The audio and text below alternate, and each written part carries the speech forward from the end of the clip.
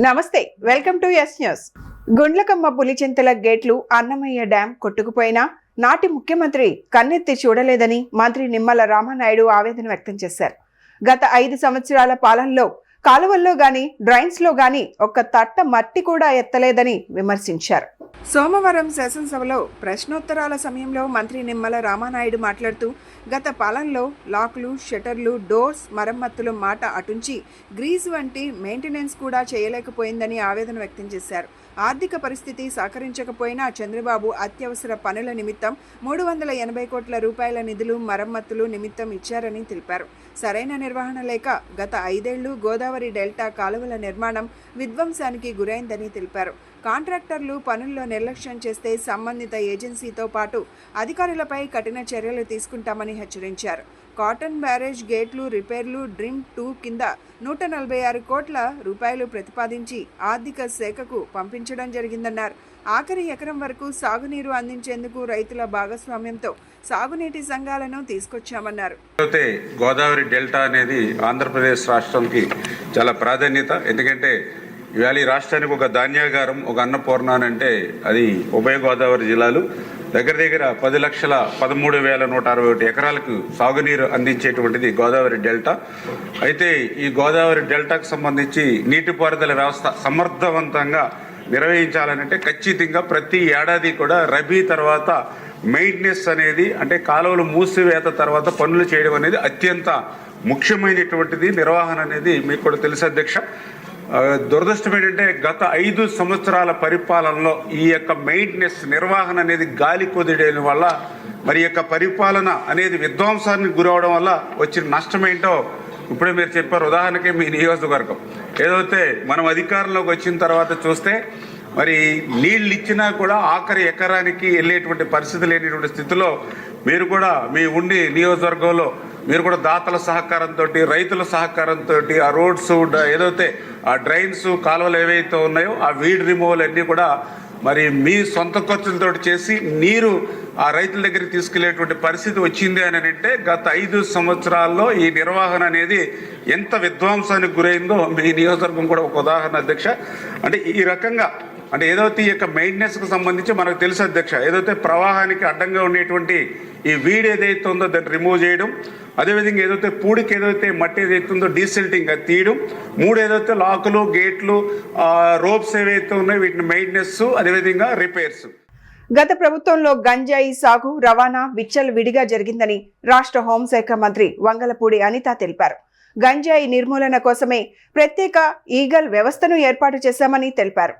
శాసనసభ సమావేశంలో ఆమె మాట్లాడుతూ జీఓఎంఎస్ నెంబర్ 145 ఐజీ స్థాయి ఐపీఎస్ను విభాగాధిపతిని చేసి ఈగల్కు బడ్జెట్లో ప్రత్యేక కేటాయింపులు చేశామన్నారు.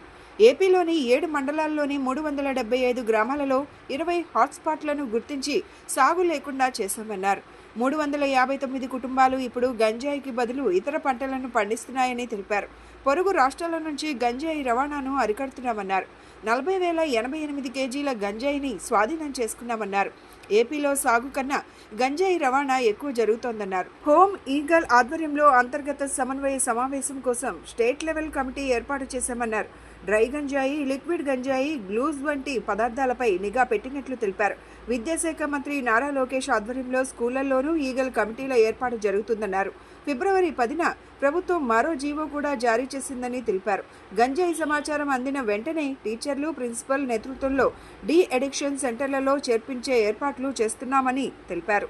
గంజాని ఎలా నిరోధించాలి, గాంజా మీద ఉక్కు పదం ఎలా మోపాలి అనే దాని మీద చాలా సీరియస్గా డిస్కషన్ కూడా జరిగింది అధ్యక్ష. దీని మీద మన గవర్నమెంట్లోకి వచ్చిన వెంటనే, ఎన్డీఏ కూటమి గవర్నమెంట్ ఏర్పడిన వెంటనే ఫస్ట్ ఆఫ్ ఆల్ గౌరవ ముఖ్యమంత్రి గారు డిపార్ట్మెంట్ వాళ్ళందరితో కూడా కూర్చొని ఈ గాంజా ఎక్కువగా ఉండటం వల్ల లాస్ట్ గవర్నమెంట్లో ఈ గాంజా డ్రగ్స్ వినియోగం కానీ రవాణా కానీ విపరీతంగా అయిపోవటం, ఎక్కడైనా గాంజా దొరికినా డ్రగ్స్ దొరికినా దానికి సెంటర్ పాయింట్ ఆంధ్రప్రదేశ్ అవ్వడం లాస్ట్ గవర్నమెంట్లో మనం చూసాం. దీని నేపథ్యంలో ఫస్ట్ ఆఫ్ ఆల్ ఈ క్రైమ్ రేట్ని తగ్గించాలి అంటే ఈ గాంజాను అరికట్టాలి, అదేవిధంగా డ్రగ్స్ని అరికట్టాలి అనే ఏకైక ఉద్దేశంతో గౌరవ చంద్రబాబు నాయుడు గారు సీఎం గారు ఒక ఏర్పాటు చేసుకుని ఈగల్ అని ఒక సపరేట్గా ఒక వింగ్ని కూడా ఏర్పాటు చేయడం జరిగింది అధ్యక్ష. దానికి ఆంధ్రప్రదేశ్ ప్రభుత్వం కూడా జీఓఎంఎస్ నెంబర్ 145 మొన్నకు ఇచ్చారు అధ్యక్ష. మొన్న బడ్జెట్లో కూడా ఈగలకి సపరేట్గా ఒక బడ్జెట్ని కూడా కేటాయించారు అధ్యక్ష. ఒక ఐజీ లెవెల్ ఆఫీసర్ని డిఐజీ లెవెల్ ఆఫీసర్ని ఏర్పాటు చేసి ఒక టీంని ఏర్పాటు చేయడమే కాకుండా ప్రతి జిల్లాలోని కూడా ఈగల్ టీమ్స్ని ఏర్పాటు చేయడం, అదేవిధంగా నార్కోటిక్ పోలీస్ స్టేషన్స్ని ప్రతి జిల్లాలో సుమారుగా 26 జిల్లాల్లోని కూడా అధ్యక్ష నార్కోటిక్ కంట్రోల్ సెల్స్ని ఏర్పాటు చేయడం కూడా జరిగింది అధ్యక్ష. ఇందాక మన సభ్యులు మాట్లాడుతున్నప్పుడు 11,000 ఎకరాల నుంచి మనకు 100 ఎకరాల వరకు రావడం అనేది సంతోషంగా ఉంది అని చెప్పారు. దీన్ని కూడా ఎలా కంట్రోల్ చేయాలి, దానికి సంబంధించిన ప్రతి ఇన్ఫర్మేషన్ కూడా డిపార్ట్మెంట్ వాళ్ళ దగ్గర ఉంటుందని చెప్పారు అధ్యక్ష. రైతు బాగుంటే రాష్ట్రం బాగుంటుందన్న ముఖ్యమంత్రి చంద్రబాబు నాయుడు ఆలోచనలకు అనుగుణంగా అన్నదాతలకు ఎటువంటి ఇబ్బంది లేకుండా వ్యవసాయ ఉచిత విద్యుత్ పథకాన్ని అమలు చేస్తున్నామని విద్యుత్ శాఖ మంత్రి గొట్టిపాటి రవికుమార్ పేర్కొన్నారు.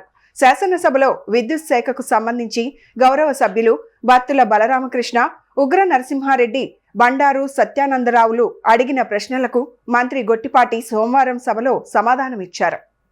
ఈ సందర్భంగా ఆయన మాట్లాడుతూ కూటమి ప్రభుత్వం వ్యవసాయ విద్యుత్ కనెక్షన్లకు ఉచిత విద్యుత్ కూడా ఏడాదికి 12,400 కోట్లకు పైగా వ్యయం చేస్తోందని వివరించారు. కూటమి ప్రభుత్వం ఏర్పడిన అతి తక్కువ కాలంలోనే 22,709 వ్యవసాయ విద్యుత్ కనెక్షన్లను ఇచ్చామని తెలిపిన మంత్రి గొట్టిపాటి మొత్తం 69,975 కనెక్షన్లను మంజూరు చేశామని స్పష్టం చేశారు. డిస్కంలో విద్యుత్ ఉపకరణాల ధరలు తేడా ఉండడంపై గౌరవ సభ్యులు మాట్లాడిన విషయంపై మంత్రి గొట్టిపాటి స్పందించారు.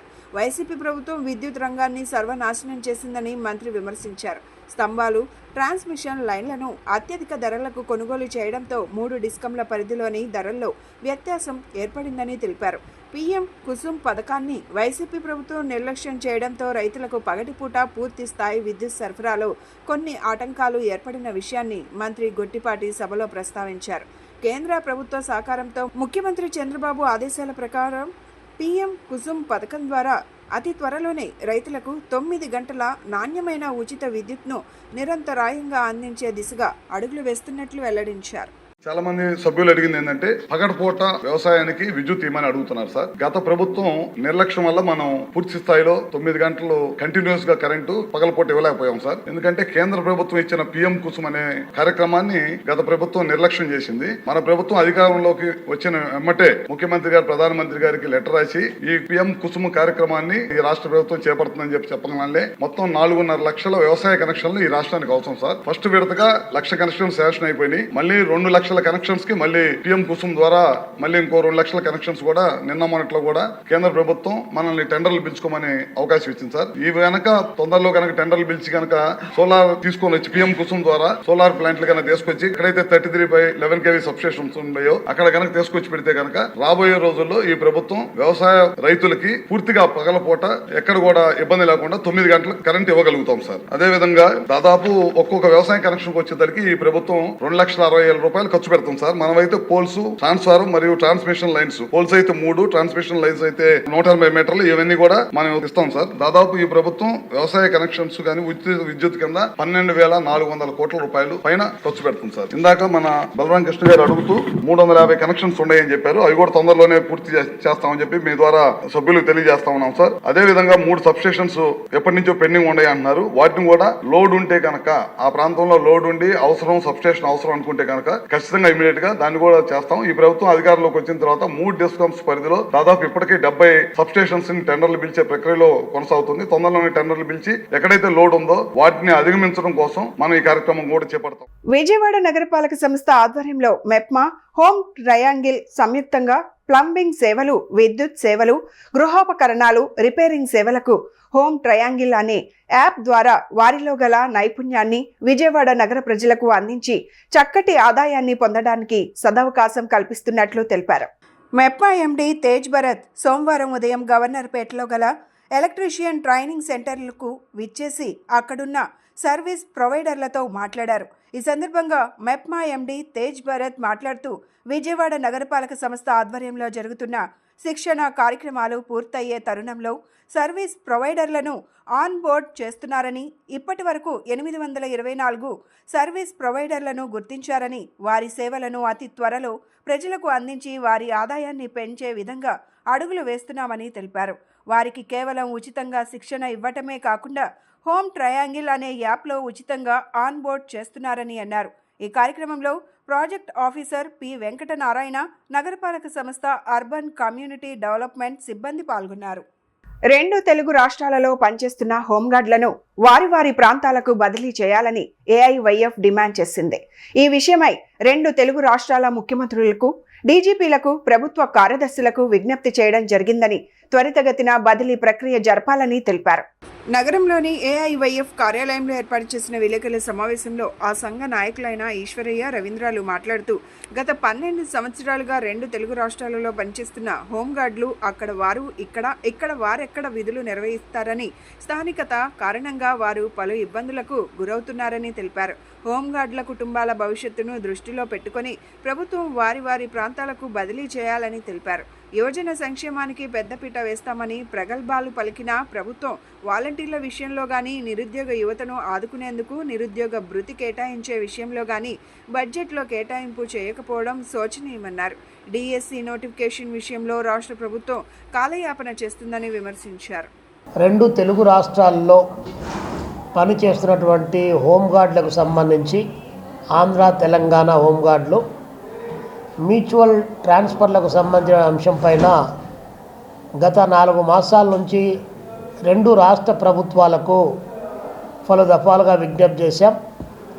ఇటు రాష్ట్ర ముఖ్యమంత్రి చంద్రబాబు నాయుడు గారికి, అటు రాష్ట్ర ముఖ్యమంత్రి రేవంత్ రెడ్డి గారికి, ఇటు డీజీపీ ద్వారకా తిరుమలరావు గారి దగ్గర నుంచి నిన్నటి గుప్తా వరకు, అదేవిధంగా అటు ఇద్దరు డీజీపీలకు విజ్ఞప్తి చేయడం జరిగింది. ప్రత్యేకించి మన రాష్ట్రంలో హోమ్ మినిస్టర్ అనిత గారికి, అదేవిధంగా రాష్ట్ర ప్రభుత్వ ప్రధాన కార్యదర్శి విజయానంద్ గారికి అనేక విజ్ఞప్తులు చేయడం జరిగింది.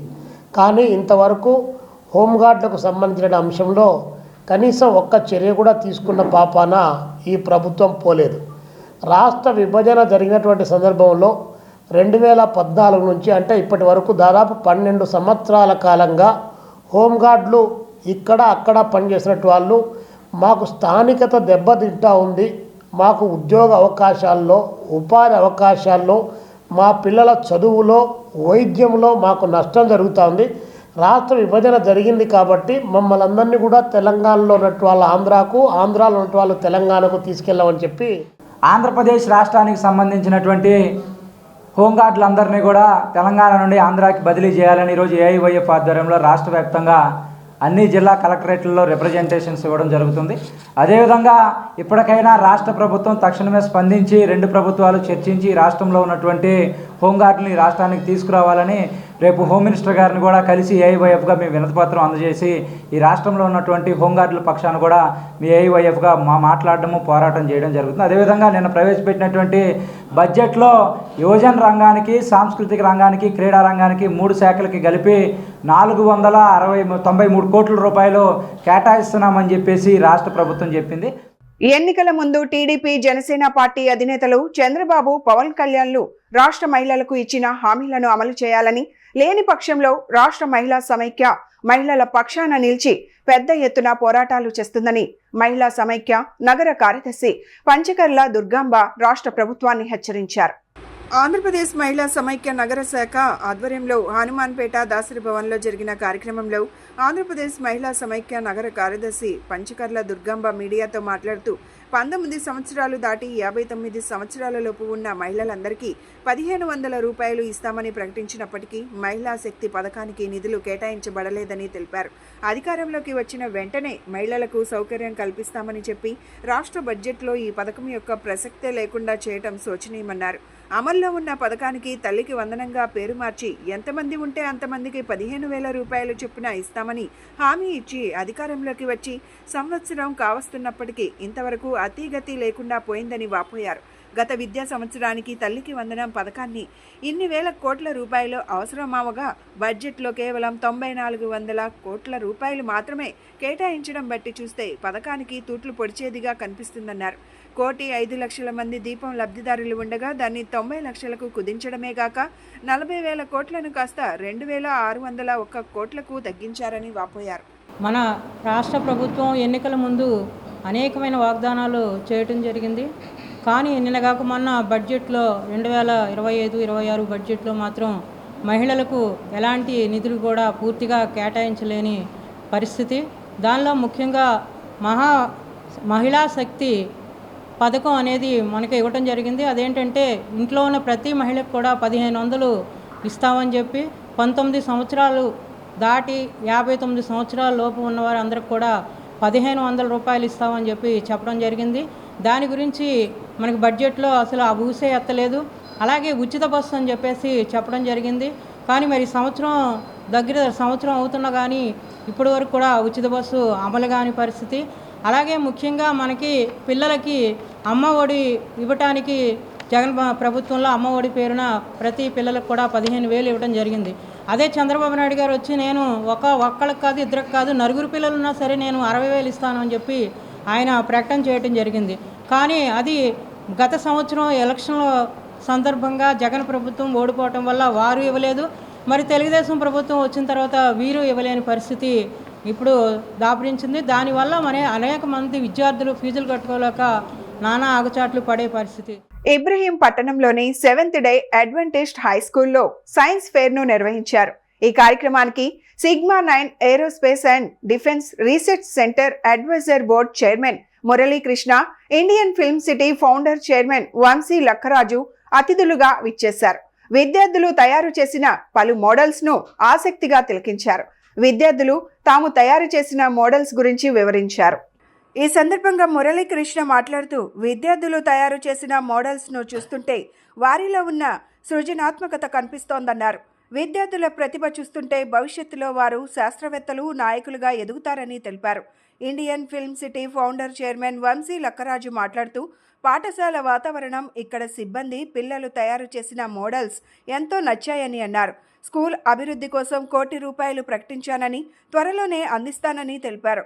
School principal J David Mark మాట్లాడుతూ ఎల్కేజీ నుంచి 9వ తరగతి చదువుతున్న విద్యార్థులు తాము చదువుకున్న సైన్స్ అంశాలకు సంబంధించి పలు మోడల్స్ను తయారు చేసి ప్రదర్శనలో ఉంచారన్నారు. ఉత్తమ మోడల్స్కు బహుమతులు అందించినట్లు చెప్పారు. తమ పాఠశాల అభివృద్ధి కోసం ₹1 కోటి కేటాయించినందుకు కృతజ్ఞతలు తెలిపారు. Science exhibition of 7th day Adventist school Ibrahimpatnam. Students from LKG to 9th have participated in today's exhibition. They have done some wonderful exhibits, created some wonderful and creative exhibits. In spite of limited resources, it has shown their creative levels. The support and effort of the teachers has been wonderful. I think they will definitely grow into big scientists and leaders in course of time. Our organization Sigma 9 Aerospace and Defense Research Center is having a plan to support them in a big way. We also have our colleague, our director Radha Lakkaraj Garu and their family. We have Vamshi Garu, who is Indian Film City Foundation Chairman. He has come forward with supporting this organization with announcing a 1 crore grant today to the school so that it improves in a better way in course of time. Every year we would like to support the school and this organization through which we are going to help this school to grow better. The students will learn better and we will have better facilities to them to make it a grand success. Thank you so much. So 7th day school ki raadam jarigindi. So పిల్లలందరిని encourage చేస్తూ నాకు school atmosphere faculty చాలా నచ్చింది. So I would like to announce ₹1 crore for the development of the school. Very soon I'll hand over the check to the Mr. Principal Garu and the faculty. Thank you so much. పాఠశాలలో science ఫేరు జరపడానికి మాకు సహాయం చేసిన వారు ప్రసన్న కుమార్ గారు, వారి యొక్క team, మరి ప్రత్యేకంగా సైంటిస్ట్ గారైన మురళీకృష్ణ గారు, అలాగే ఇండియన్ ఫిల్మ్ సిటీ నుంచి వంశీ లక్కరాజు గారు, రాధా మ్యామ్, ఇందిరా మ్యామ్, వీళ్ళందరూ కూడా మా పాఠశాలకు వచ్చి ఈ యొక్క విద్యార్థులు చేసిన యొక్క ప్రయోగాలన్నిటినీ చూసి వారికి బహుమతులు ఇచ్చి మా యొక్క పాఠశాలను వారు అభినందించి ఆశీర్వాదాలను దయచేసి ఉన్నారు. వారందరికీ కూడా వందనాలు తెలియజేస్తూ ఉన్నాము. మరి ప్రత్యేకంగా మా యొక్క పాఠశాలను అభివృద్ధి పరచాలి అని మరి పెద్దలైన వంశీ లక్కరాజు గారు ఆర్థికంగా పాఠశాలకు సహాయం చేస్తానని చెప్పి ఉన్నారు.